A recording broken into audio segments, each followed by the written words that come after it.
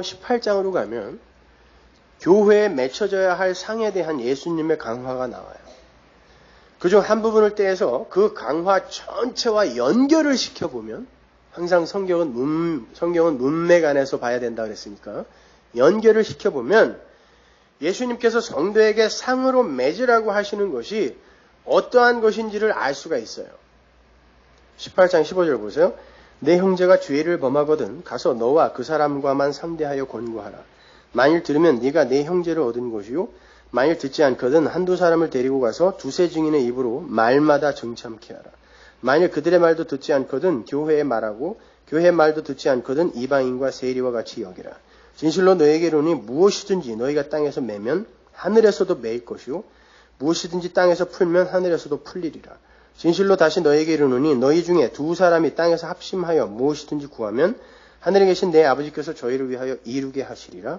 두세 사람이 내 이름으로 모인 곳에는 나도 그들 중에 있느니라. 여러분, 이 구절에 대해서 진짜 잘 아세요? 뭐 하라는 거예요? 교회에서 죄인이 발견되는 족족 쫓아내라는 얘기입니까?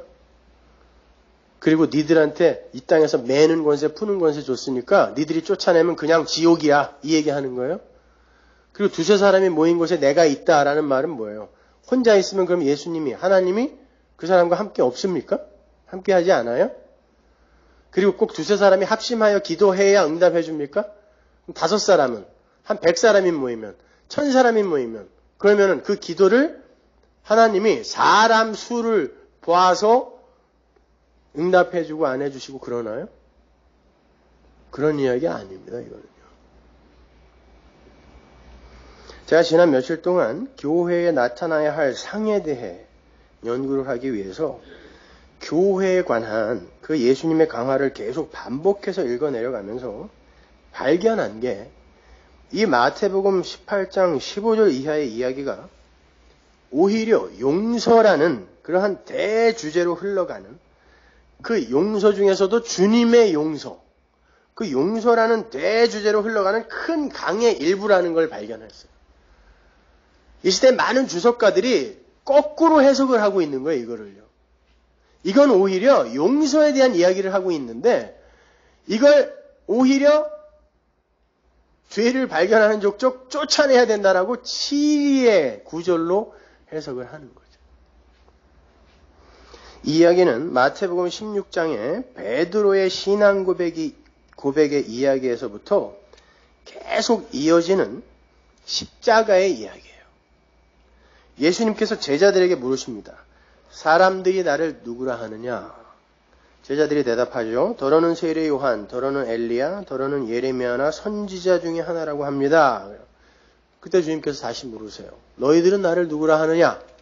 그랬더니 베드로가 대답합니다. 주는 그리스도시요. 그리스도는 헬라어고 메시아, 히브리어로는 메시아죠. 그건 뭐예요? 나를 구원할 자라는 뜻이에요. 주는 그리스도시요. 당신은 내게 생명을 주실 분입니다. 라고 이야기를 하고, 살아계신 하나님의 아들입니다. 라고 대답을 해요. 그러자 예수님께서 베드로와 그의 신앙 고백 위에 교회를 세우겠다 그래요. 교회를 세우겠다. 그리고는 이런 말씀을 하십니다. 마태복음 16장 19절 보세요. 내가 천국 열쇠를 네게 주리니 네가 땅에서 무엇이든지 매면 하늘에서도 매일 것이요, 네가 땅에서 무엇이든지 풀면 하늘에서도 풀리리라 하시고. 그러니까 교회는 예수님만이 그리스도, 즉 메시아이시며 하나님의 아들이심을 인정하고 믿는 자들이고, 그들은 천국과 연결이 되어서 천국의 현실을 이 땅에 보여주며 사는 자들이 될 거라는 말씀이에요. 이게 열쇠라는 뜻이에요. 내가 너희들에게, 베드로에게 열쇠를 줬다라는 건 하나님의 교회에게 열쇠를 주는 건데, 그게 무슨 말이냐면 아무 때나 우리가 들어가서 천국을 열고 닫고 한다는 그런 뜻이 아니라, 우리의 삶이 천국의 상으로서의 삶으로 말미암아 사람들이 우리를 보고, 아, 하나님 나라는 저런 거구나, 하나님 나라 백성들은 저렇게 사는구나라고 하나님 나라를 보여줄 수 있는 열쇠로서의 삶을 산다는 뜻이, 내가 너에게 열쇠를 준다는 뜻이에요. 천국의 열쇠를 준다. 이 세상에 그 어떤 인간도 하나님 나라와 관계를 맺으며 살 수가 없어요. 다 죄인이니까. 아담 속에서 태어나는 자는 다 죄인이니까. 그런데 하나님의 은혜를 받은 어떤 이들이 하나님 나라와 이제 연합이 되어서 그 나라 소속 백성들이 되어서 하나님의 나라의 뜻을 삶으로 이 세상에 내리꽂는 자들이 생겼다는 거예요. 그게 바로 너희가 땅에서 매면 하늘에서도 매이고 땅에서 풀면 하늘에서 풀린다는 뜻이에요. 왜? 성도는 완성된 묵시를 살아내는 사람이니까 이 땅에서의 성도의 삶은 하나님 나라 완성된 묵시의 삶을 펼쳐내는 거기 때문에 여기에서 매는 게 거기서도 매이고 여기서 푸는 게 거기서도 풀리는 거란 말입니다.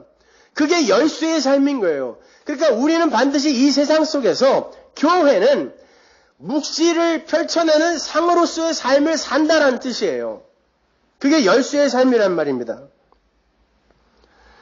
근데 우리가 조금 전에 읽었던 마태복음 18장에 그 죄에 대한 교회의 반응에 대해서 강화를 하시는 그 장면에도 똑같은 말이 나오죠. 땅에서 풀면 하늘에서도 풀리고 땅에서 매면 하늘에서도 매인다. 아주 똑같은 말이 나오잖아요. 다시 보죠. 18절. 진실로 너에게 이르노니 무엇이든지 너희가 땅에서 매면 하늘에서도 매일 것이요 무엇이든지 땅에서 풀면 하늘에서도 풀리리라.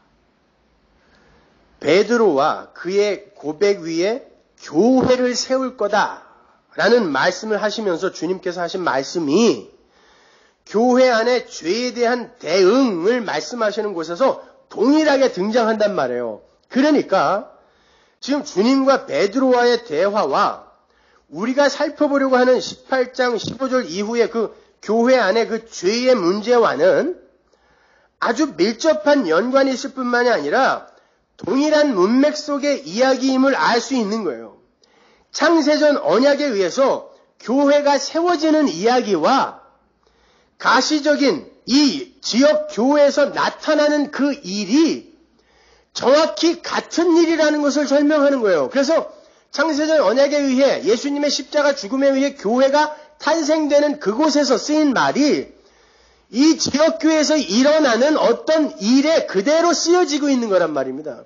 그 둘은 밀접한 관련이 있다는 거예요.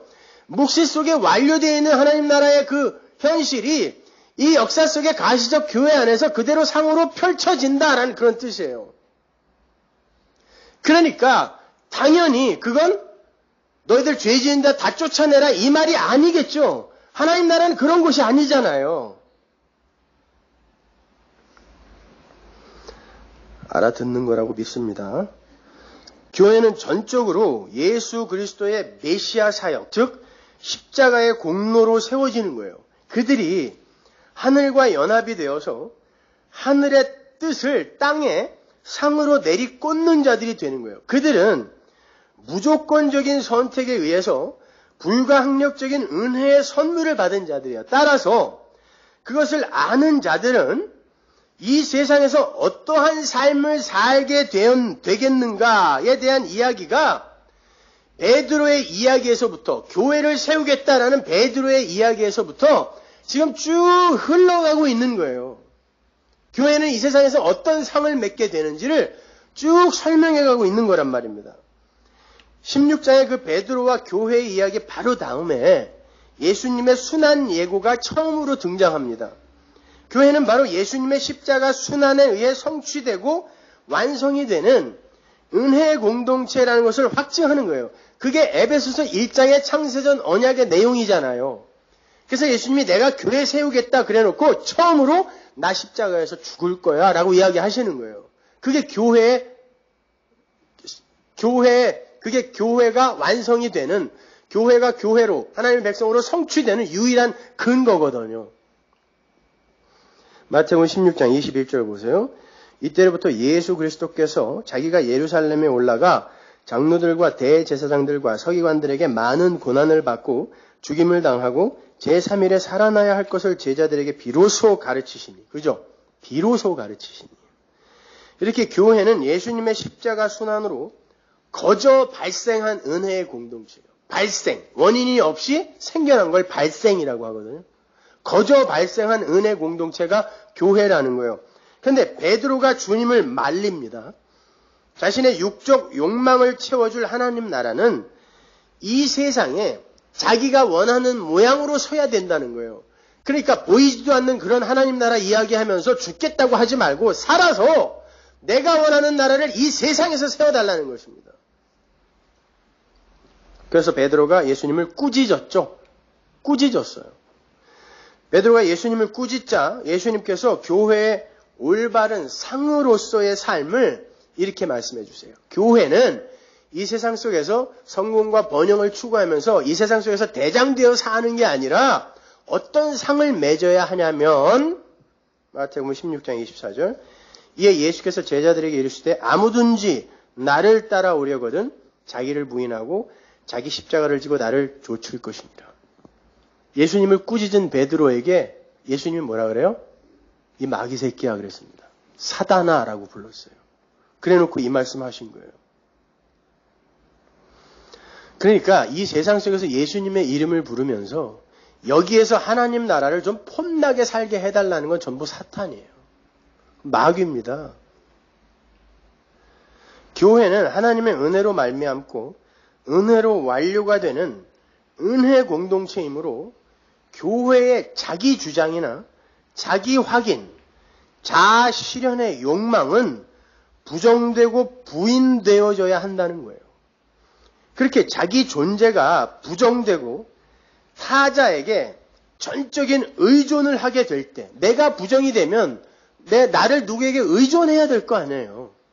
그렇게 의존을 하게 될 때 그것을 역사적 관점에서의 믿음이라고 하는 거예요. 믿음. 원래 믿음이라는 건 인간에게 사유될 수 있는 종류의 것이 아니죠. 믿음은 하나님의 일하심에 대한 다른 표현인 거고 언약과 언약 성취의 의지를 내포하고 있는 하나님 쪽의 언어인 거예요. 아빠 너 믿는다? 근데 이 아빠가 모든 걸 할 수 있는 능력이 있어. 그럴 땐 아빠 너 믿는다 할 때 아빠의 소원이 담기고 나는 널 그렇게 만들 거야 라는 의지가 담기잖아요. 그게 언약과 언약을 이루겠다라는 의지가 그 안에 담겨 있다는 뜻이거든요. 그게 하나님의 믿음이에요. 아버지의 믿음. 그래서 히브리서 11장의 전체 주어가 믿음이에요. 믿음장의 주어가 믿음이라니까요. 모세도 아니고 아브라함도 아니고 사라도 아니에요. 주어는 믿음이에요. 믿음이 그들을 그렇게 만들어낸 거예요. 믿음이 모세를 애굽에서 떠나게 했고 믿음이 모세를 예수와 함께 받는 능력을 애굽의 모든 보화보다 나은 걸로 여기게 만들었어요. 그리고 믿음이 아브라함을 믿음의 조상으로 만들었고 믿음이 사라를 하나님의 언약의 후손을 낳는 자로 만들었단 말입니다. 실제로 그들의 삶은 어땠어요? 사람 때려 죽이고 도망간 거고 하나님이 약속했을 때 비웃었고 그랬단 말입니다. 근데 믿음이 그들의 역사 속에서 일상을 박박 지우개로 지우더니 믿음이 그들의 그 삶을 믿음이 써가더라는 것입니다. 그러니까 믿음은 1차적으로 하나님의 일하심이란 말입니다. 하나님의 일하심. 그러니까 그렇게 하나님의 믿음에 의해 끌려가는 그런 하나님 절대 의존적 존재들의 삶을 믿음의 삶이라고 하는 거고 그러한 현실 순응의 모습 하나님이 나를 끌고 가시는 거라면 이 현실이 가장 복된 삶이겠구나 하고 그 현실 순응의 삶이 로마 교회의 상으로 나타났다라는 거예요. 그게 믿음이거든요. 그래서 사도 바울이 그러는 거죠. 너희들의 믿음이 온 세상에 전파되었다 그래요. 그 말은 무슨 말이에요? 너희들은 어떻게 하나님이 끌고 가는 그 삶을 저항도 없이 그대로 살아내고 있니? 이런 뜻이에요. 뭔가 대단한 일을 했구나 이런 말이 아니라 어떻게 그렇게 살고 있니? 이런 말이란 말입니다. 그게 온 세상에 다 전해져 있다 이런 뜻이에요. 로마 교회가 뭐 대단한 거 한 거 하나도 없습니다. 그건 역사서를 봐도 알아요. 로마 교회가 뭐 대단한 거 한 거 없어요. 그런데 사도 바울은 이렇게 엄청난 칭찬을 하고 있고 하나님께 감사를 하고 있단 말입니다. 당시 로마 교회는 상상할 수도 없는 핍박 속에 처해져 있었어요. 로마서 8장으로 가면 당시 로마 교회의 상황이 어떠했는지 잘 나타나 있습니다. 17절 보세요. 자녀면 또한 후사, 곧 하나님의 후사요. 그리스도와 함께 한 후사니 우리가 그와 함께 영광을 받기 위하여 고난도 함께 받아야 될 것이니라. 생각건대 현재의 고난은 장차 우리에게 나타날 영광과 좋게 비교할 수 없도다. 얼마나 고난이 컸으면 장차 우리에게 나타날 영광 생각하면서 잘 이겨라, 제발 이겨라 이렇게 이야기하고 있는 거예요. 현재의 고난. 누가 우리를 그리스도의 사랑에서 끊으리요? 환난이나 공고나 핍박이나 기근이나 적신이나 위험이나 칼이랴? 이런 게 로마 교회에 있었다는 거예요. 근데 그것들이 절대 그리스도의 사랑에서 너희 못 끊어낸다. 그러니까 힘내 이렇게 이야기하는 거예요. 기록된 바 우리가 종일 주를 위하여 죽임을 당케 되며 도살할 양같이 여김을 받았나이다 함과 같으니라. 로마 교회가 이랬다는 거예요. 사도 바울도 이 과정을 통과했고, 그러나 이 모든 일에 우리를 사랑하시는 이로 말미암아 우리가 넉넉히 이기느니라. 어떻게 넉넉히 이겨요? 내가 힘이 있어서? 아니에요. 우리를 사랑하시는 이가 이기게 만들더라는 것입니다. 그걸 칭찬하고 있는 거예요. 그래서 하나님께 감사하고 있는 거예요. 하나님 진짜 저 속에서 저 삶을 살아내는 이들이 있군요 라고 감사하는 거예요. 그리고 로마 교회는 얘들아 너희들은 그렇게 사는 것 보니까 진짜 하나님께 장악되어 있는 자들이 맞구나 하고 칭찬을 받는 거예요. 뭘 해서가 아니라니까요. 살아있으면 되는 거예요. 그러니까요.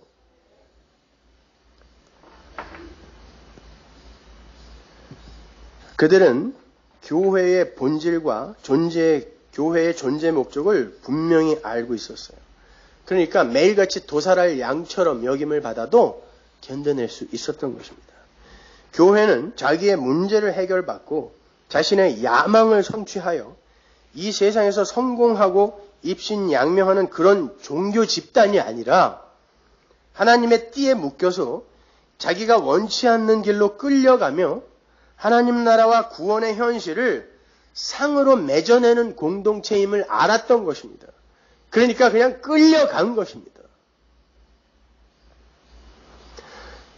그러한 모습들이 하늘의 상으로 로마 교회에 나타나고 있었고 그 상이 온 세계로 알려지고 있었던 거예요.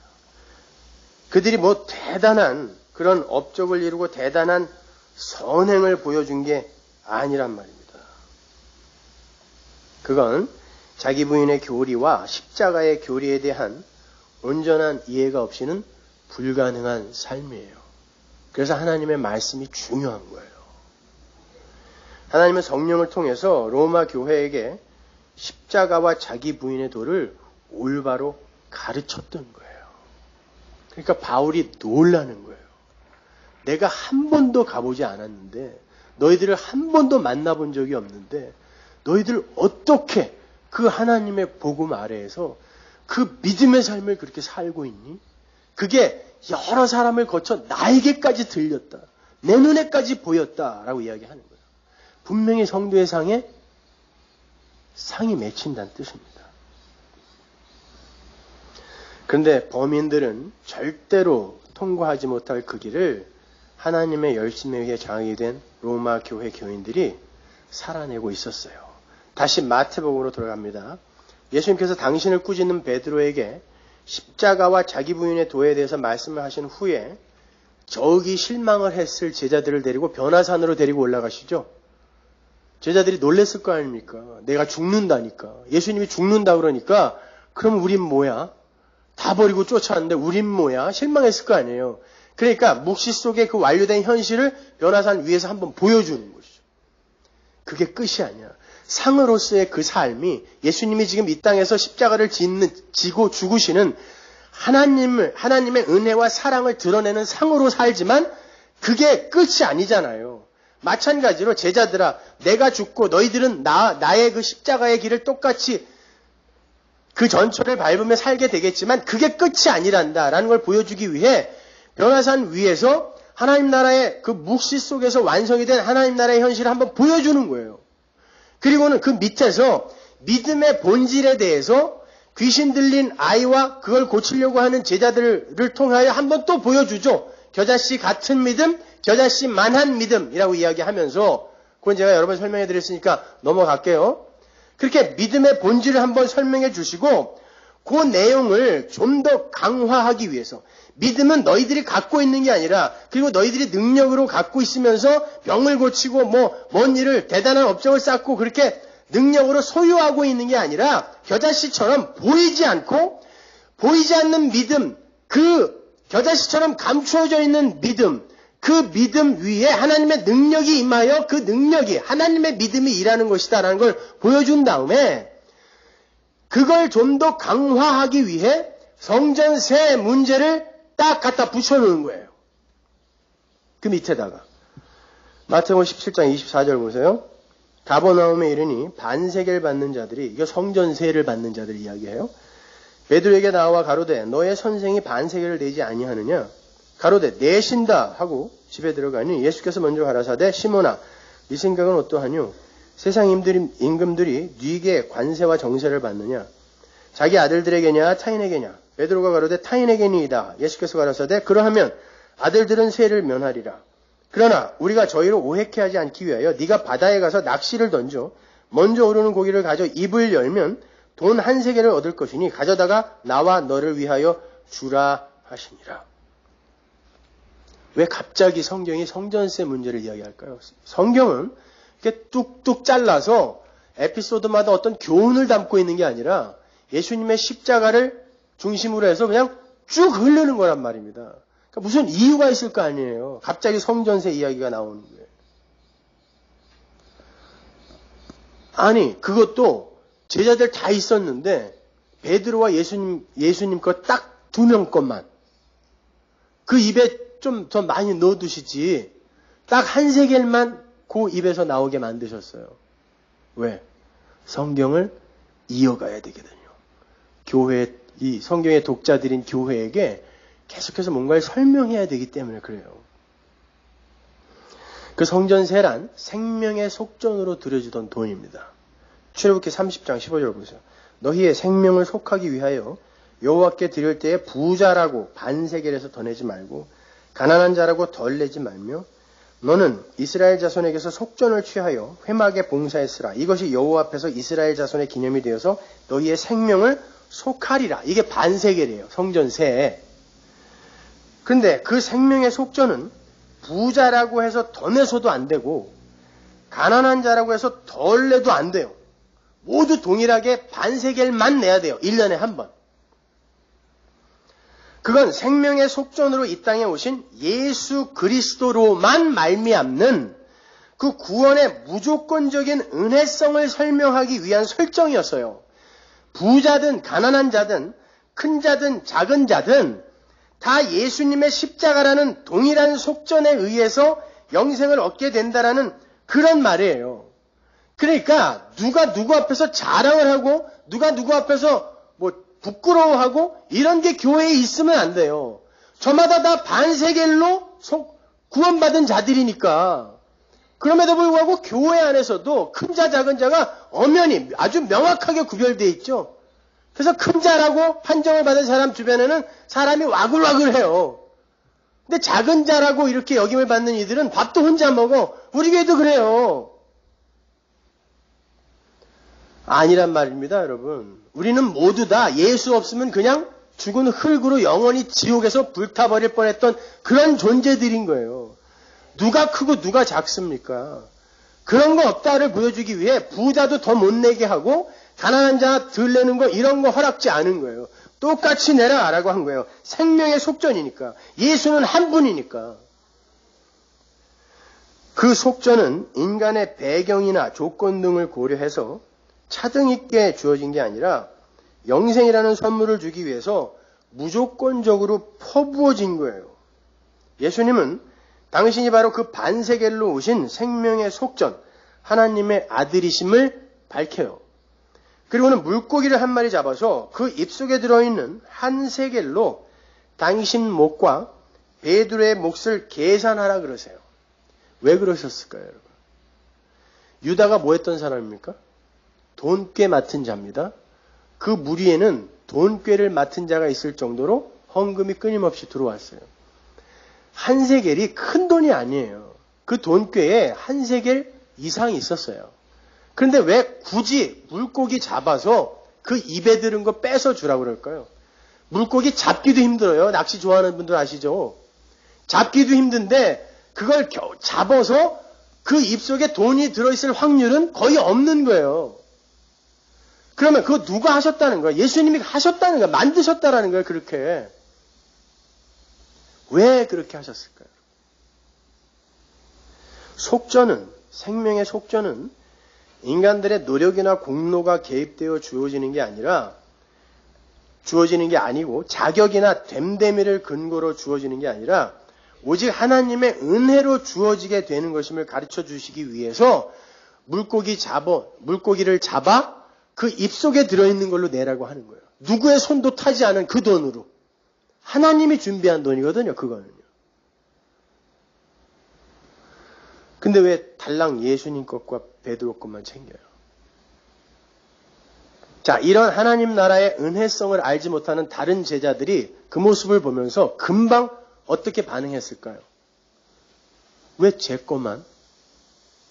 금방 거기서 누가 큰 자냐의 다툼이 일어나겠죠. 이게 인간이에요. 시기와 질투가 일어납니다.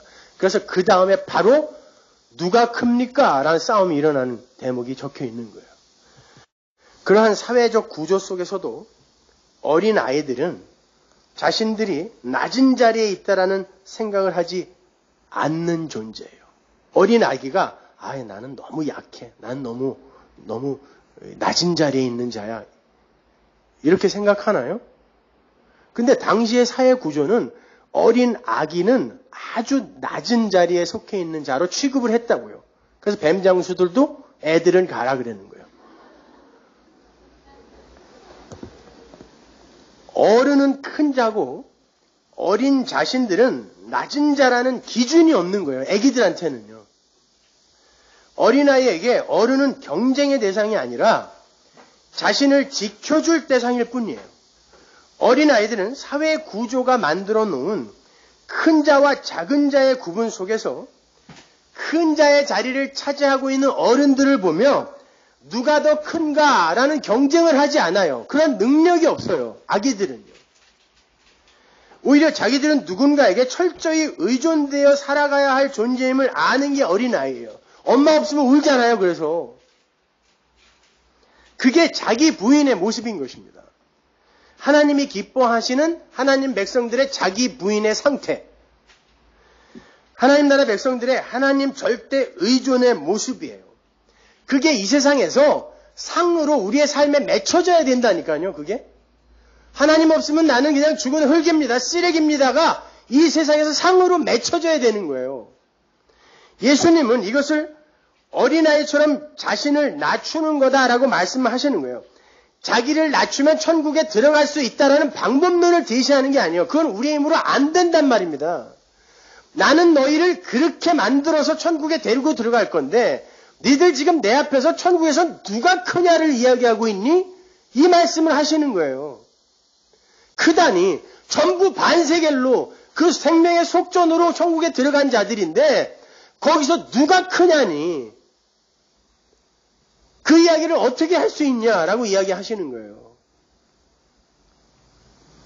5절에 나오는 누구든지 어린아이 하나를 영접하면 곧 나를 영접하는 것이다라는 말씀은 그렇게 세상이 정립해 놓은 높은 자리, 낮은 자리의 구분이 없이 자신의 어린아이됨을 인정하는 그런 자만이 아무런 부담 없이 어린아이를 영접할 수 있게 되는 거고. 왜? 이 힘의 원리 속에서 어린아이를 자기에게 유익이 안 되는 어떤 자를 영접한다는 건 있을 수가 없는 일이에요. 그래서 부부관계 속에서도 나한테 유익이 안 된다 그러면 언제든지 잘라내잖아요. 그런데 어린아이를 영접한다는 건 나에게 유익이 되지 않는 오히려 내 도움이 필요한 어떤 자를 영접한다는 건 내가 바로 그런 자라는 걸 전제하고 할 수 있는 행위란 말입니다. 그게 어떻게 되냐고요.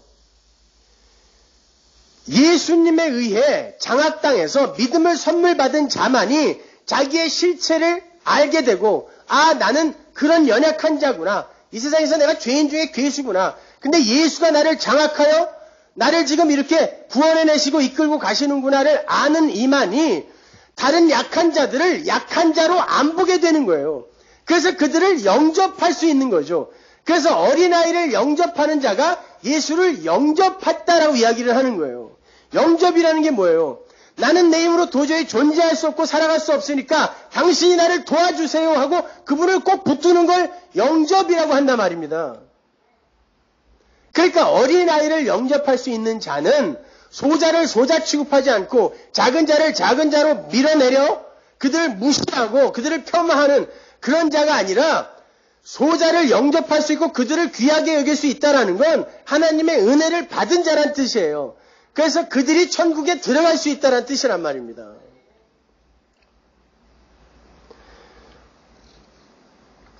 그런데 세상은 그러한 약한 자들을 그야말로 약한 자로 취급을 하면서 그들에게 모멸감을 주고 괴리감을 느끼게 만들어요. 주님은 그걸 소자를 실족해 하는 것이라고 이야기를 하세요. 괴로는 그 소자를 실족하게 하는 것, 소자를 소자로 판단을 해서 무시하는 걸 소자를 실족해 하는 거라고 하면서 그 소자를 실족해 하는 자는 적어도 연자맷돌을 목에 걸고 바다로 던지는 그런 벌을 받게 된다라고 이야기를 하세요. 그러니까 우리 모두는 이미 한 가지 확보해 놓은 게 있어요. 연자맷돌 목에 걸고 바다로 던져질 벌 하나는 확보해 놓은 거예요. 그렇잖아요. 우리 다 그렇게 살고 있지 않습니까? 아닌 것처럼. 그죠? 그러니까 우리는 지금 구원을 받았다고 하면서도 연자맷돌을 계속 목에다가 하나 걸고 있는 거예요. 이 힘의 원리 속에서 다른 이들을 판단하면서 그게 바로 죄의 본질입니다. 인간의 자기 자아 챙기기, 자기 육신 챙기기.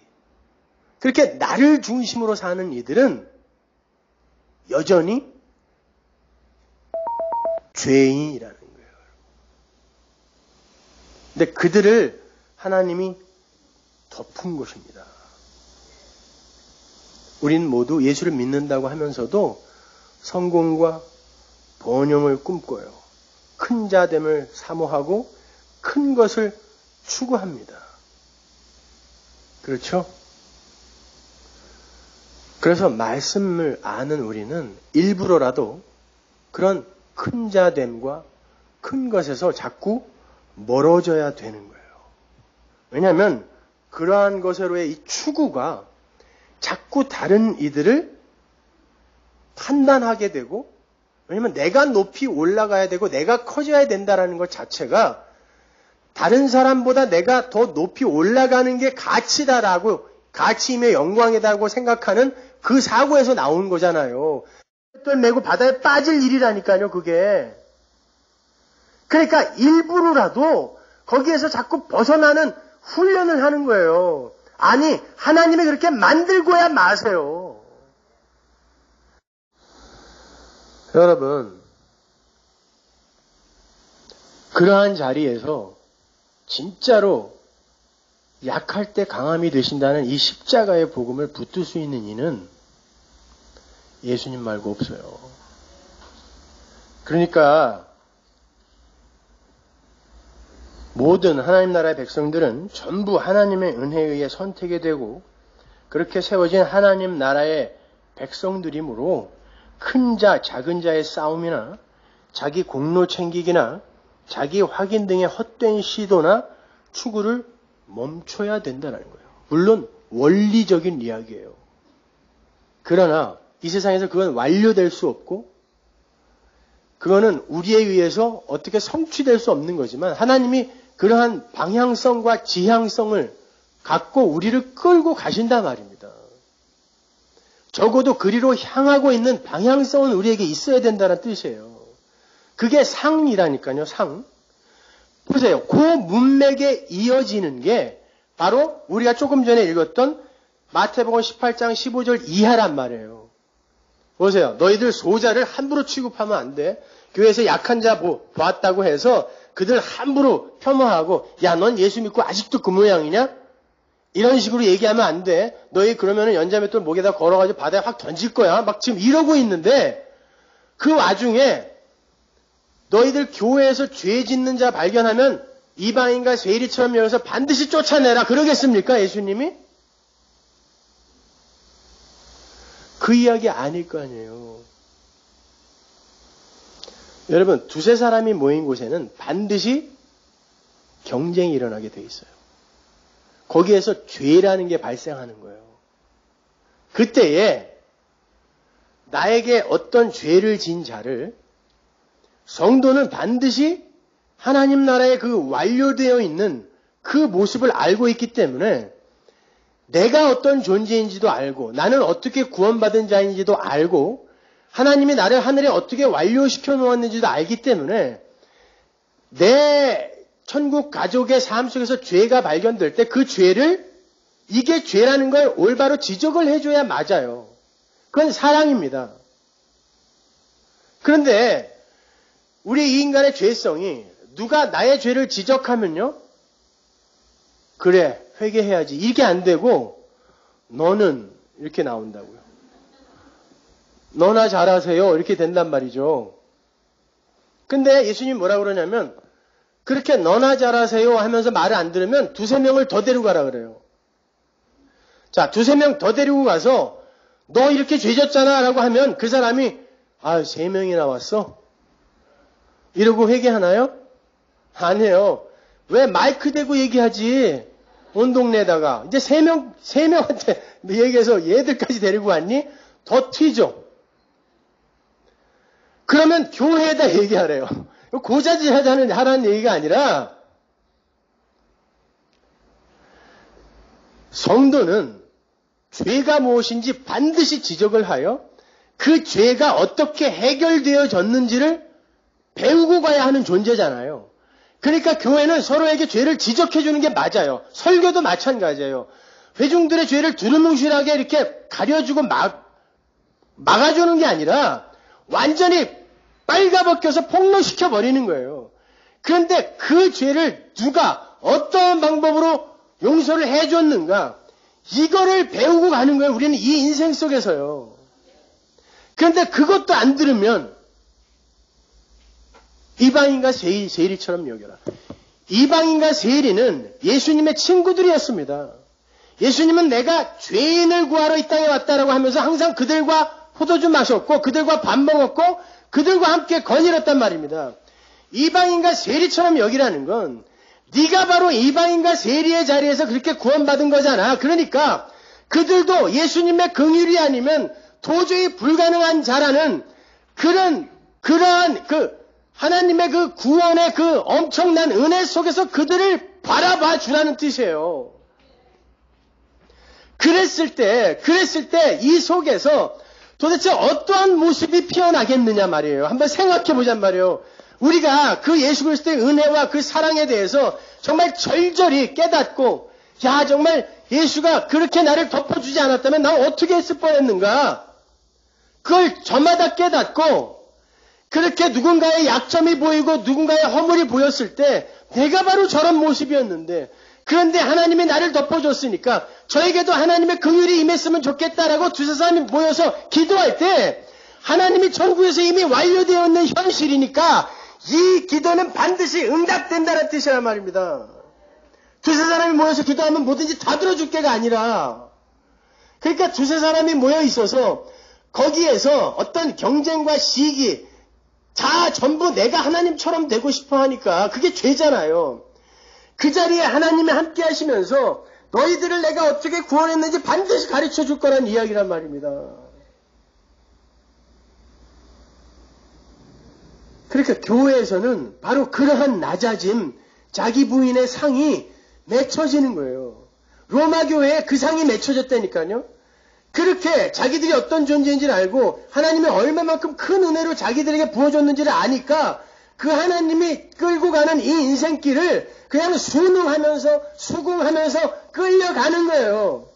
그러니까 하나님의 영광이 드러나고 그들은 하나님께 장악되어 있다는 이 믿음의 현실이 드러나게 되는 거예요. 대단한 걸 하는 게 아닙니다. 살아있으면 되는 거예요. 하나님에게 공격당하면서 무장해제 당하면서 살아있는 게 바로 믿음이란 말입니다. 그래서 예수님이 그 이야기 바로 밑에 베드로의 이야기를 덧붙이는 거예요. 이 이야기 바로 밑에. 베드로가 이 이야기를 듣자마자 뭐라 그래요? 그럼 주님, 7번 용서하면 되나요? 그걸 물어보잖아요, 바로. 보세요. 지금 예수님은 니들은 누굴 용서할 수 있는 존재가 아니라 용서를 받아야 하는 존재야. 그걸 아는 자만이 네가 이방인과 세리였다. 용서를 받아 구원받은 자라는 걸 아는 자만이 다른 이들을 이방인과 세리로 여길 수 있어 라고 이야기를 하는데 곰방 베드로가 7번 용서하면 되나요? 이렇게 나온 거예요. 예수님이 70번씩 7번 용서해라 그래요. 그 말은 무한대로 용서하라는 거예요. 완전수거든요. 거기다가 10까지 곱했잖아요. 그건 우리에게 70번씩 7번 용서할 수 있는 그런 인격을 수양하라, 연마하라라고 이야기하시는 게 아니라 인간이라는 건 70번씩 7번 용서받아야 하는 존재다. 보세요. 베드로에게 70번씩 7번 용서하라는 건 인간은 70번씩 7번 용서해야 할 만큼 그들의 죄는 집요하고 추악한 것이다를 이야기하는 거예요. 그거 연습하라는 이야기가 아니라. 그래놓고 무슨 이야기를 비유로 붙이시냐면 1만 달란트 탕감 받은 자 그리고 100데나리온 빚진 자의 이야기를 비유로 갖다 붙이신다고요. 1만 달란트는 지금으로 따지면 수조 원이에요. 10,000원짜리를 바꿔다가 여기다 쌓아도 여기다 다 못 쌓을걸요? 수조 원이니까. 거기다가 100데나리온 2,000원. 100만 원이라 그래요. 100만 원. 자, 수조 원을 탕감받은 이가 고작 100만 원 자기에게 빚진 자를 발견했다고 해서 그걸 그냥 감옥에다 쳐놓는다는 이게 말이 돼요? 수조 원이 나에게 공짜로 주어졌어요. 그런데 100만 원 그까짓 거 수조 원 옆에 100만 원 이건 코 푸는 종이도 안 돼요. 이거는요. 저에게 수조 원 생기면 내가 1억씩 드릴게요. 여러분한테. 그래도 내가 한 5조 원 중에 여러분에게 1억씩 드려도 4조 9,500억이 남아요. 근데 100만 원? 근데 왜 그런 일이 벌어졌어요? 그가 탕감받은 수조 원은 빚이라는 내 손에 쥘 수 없는 관념이란 말입니다. 그냥 그건 탕감받은 거예요. 근데 100만 원은 내가 이놈 때려서 받아내면 내 손에 쥘 수 있는 거거든요. 이게 우리의 사고란 말입니다. 우리는 우리가 하나님으로부터 용서받은 이 죄가 얼마나 무섭고 더러운 건지 모르는 거예요. 그러니까 관념으로만 그래 나 용서받았지 이러고만 알고 있는 거예요. 그러니까 자기에게 요만큼 100만 원의 위해를 가하는 일을 용서를 못하는 겁니다. 그러니까 우리가 내가 용서받은 게 내가 탕감받은 게 하나님으로부터 선물 받은 게 그 수조 원이 뭐예요? 하여튼 어마어마한 가치가 있는 것이다라는 것을 알기 위해 첫 번째 해야 될 게 뭐예요? 내가 얼마나 큰 죄인인가를 아는 거란 말입니다. 그래서 우리의 인생 속에서 이 교회 안에서 하나님이 우리의 죄를 수시로 폭로시켜내는 거예요. 그때에 우리는 말씀 속에서 그 은혜의 말씀 속에서 내가 어떠한 은혜를 받았는가를 말씀 속에서 배웠으니까 내가 바로 그 어마어마한 죄를 용서받은 자지 저에게도 하나님의 은혜가 긍휼이 임했으면 좋겠다. 이리로 가는 거예요. 그래서 설교 시간에는 은혜 이야기, 십자가 이야기, 우리의 죄 이야기 이거 위에 다른 이야기하면 안 되는 거예요. 그래야 내가 탕감받은 게 진짜 가치로 여겨진다니까요. 근데 내가 만져본 적이 없기 때문에 고작 나에게 100만 원 빚진 자를 두들겨 펴갖고 감옥에 쳐넣는 것입니다. 아니라는 거예요. 그들도 이방인과 세리예요. 나도 이방인과 세리예요. 그러니까 그냥 그것들이 아무것도 아닌 것처럼 여겨지게 되는 그 자리로 내려가는 그 과정 전체 그것이 믿음의 상으로 교회 안에 나타나게 되는 거예요. 그러니까 반드시 여러분의 삶 속에서는 그러한 흔적들이 나타나야 됩니다. 바람이라는 걸 우리가 붙들어서 이걸 분석하고 논리적으로 정리를 해서 누구에게 제시는 할 수 없지만 바람이라는 이 실체는 항상 상을 맺잖아요. 바람이라는 실체가 불면 나뭇잎이 흔들린다던가 아니면은 의자가 날아간다던가 물결이 출렁인다 말입니다. 마찬가지로 성령의 바람이 우리의 삶에 불면 그까짓 거 아무것도 아니야. 이게 된단 말이에요. 세상이 점점 부정이 되고 부인이 되어져 간다고요. 그러니까 그러한 처절한 도살할 양 같은 현실 속에서 로마 교회가 살아있었던 거예요. 내가 어디로 끌려가는지를 아니까 여러분에게서 그러한 믿음의 상이 나타나고 있냐고요. 절대로 다른 이들을 나보다 더 못난 이로 취급하면서 나를 그들 위로 올려놓고 싶은 그런 마음이 없어요? 있잖아요. 그러니까 그때마다 우리는 어떻게 해야 돼요? 하나님의 은혜의 말씀 안으로 들어가서 내가 어떤 자였으며 도대체 나에게 쏟아부어진 그 은혜가 어떤 것인지를 배우는 거예요. 그러면 이 세상 속에서의 그 용서라는 것이 우리의 삶 속에서 나오는 거예요. 원래 용서는 인간의 언어가 아니에요. 하나님의 언어입니다. 용서는 70번씩 7번씩 무조건 다 덮어주는 거 아니에요. 다 덮어주면 사람들이 이렇게 뉘우치고 다 착해지든가요? 용서해주면 그냥 막 살아도 되는구나 이렇게 개판돼요. 주님이 그런 용서하라고 이런 말씀 주시는 거 아니에요. 그게 하나님 나라의 삶의 원리라면 선악과 따먹었다고 에덴에서 쫓아내면 안 돼요. 조금 있다 해서 패역하게 살았다고 이스라엘 백성 광야에서 다 죽이면 안 된다니까요. 용서해야 된다면서요. 큰 자 되고 용사 되겠다고 나섰다고 해서 홍수로 이 땅을 다 멸해버리면 안 돼요. 용서해야 된다면서요. 그 용서 아니라니까요. 하늘의 용서는 반드시 공의를 전제하고 있는 용서예요. 그냥 무작정 용서해 주는 게 아니에요. 반드시 벌 받아야 할 자의 그 벌을 누군가에게 전가시켜서 그가 그 벌을 다 받아내야 이게 덮어지는 거예요. 그게 하늘의 용서예요. 그러면 용서를 하실 수 있는 분은 죄에 대하여 진노를 할 자격이 있는 분이어야 되죠. 그건 누구예요? 창조주 하나밖에 없는 거예요. 그리고 그 벌을 누군가에게 전가시킬 수 있는 능력이 있어야 돼요. 하나님입니다. 그러니까 용서는 하나님만 하실 수 있는 거란 말입니다. 그런 용서 많이 하라고 하는 게 아니라 그 용서를 받은 너희들이 이 세상에서 도대체 그렇게 작은 위해거리를 갖고 그렇게 안달복달하면서 살아야 되겠니? 라고 이야기하는 거예요. 그 모습이 로마 교회에 나타났다면 우리 소문화 교회에 그 상이 맺혀져야 돼요. 반드시. 그래서 여러분은 말씀 속에서 계속 무장 해제를 당해야 됩니다. 여러분이 어떤 존재인지를 폭로당하셔야 돼요. 그리고 그걸 덮으신 예수님의 은혜가 어떤 것인지를 반드시 깨달아 아셔야 됩니다. 그게 여러분이 맺어야 할 상이고 삶이에요. 기도하겠습니다.